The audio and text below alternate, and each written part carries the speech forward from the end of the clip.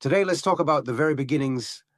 I remember that my journey with drugs started late, around 30, year of life. In the Tri-City, just like I told you. However, starting from the age of 20, year of life. I wanted to run away from home because my mom had another guy who didn't love me, and I wanted to gain some recognition quickly. So from the age of 20, at the age of 18, I became part of the so-called cream of Warsaw society, people who constituted something there. One was rich, one had a nice car, one wore Western clothes. You know, back in the day, when someone came from the West, it was a big deal, not like now where everything is in shopping malls. So we went to these Warsaw discos, drank Campari, first some whiskey, then something.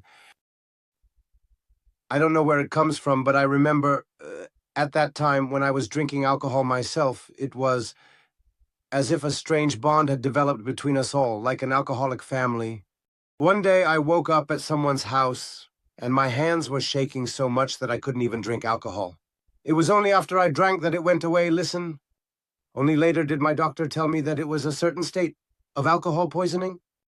But I was young, attractive, 20 years old. Everyone liked me. No girl would say no. It was awesome. And that drove me. Then alcohol. And when my mother sent me to Sweden when I was already 30, no, 25, she sent me to Sweden. She got me a job on the black market so that I could got it together. Because let me remind you here, it was my mother who was unknowingly hurting me, because when I came home from these alcoholic binges, my mother, as someone who loved me, didn't push me away. She gave me food, a roof over my head, let me rest and recover from my hangover and so on. And that's unfortunately the worst part.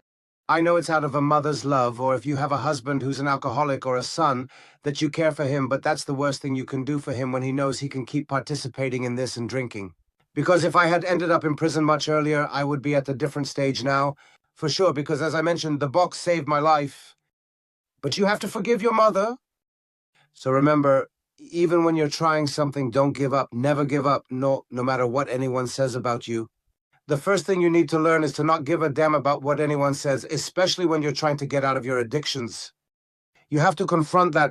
It's the same with alcohol as it is with drugs in general, with addictions, and not without reason. Someone may have said that this is not what a windshield that is a dozen times larger than the rear view mirror is for.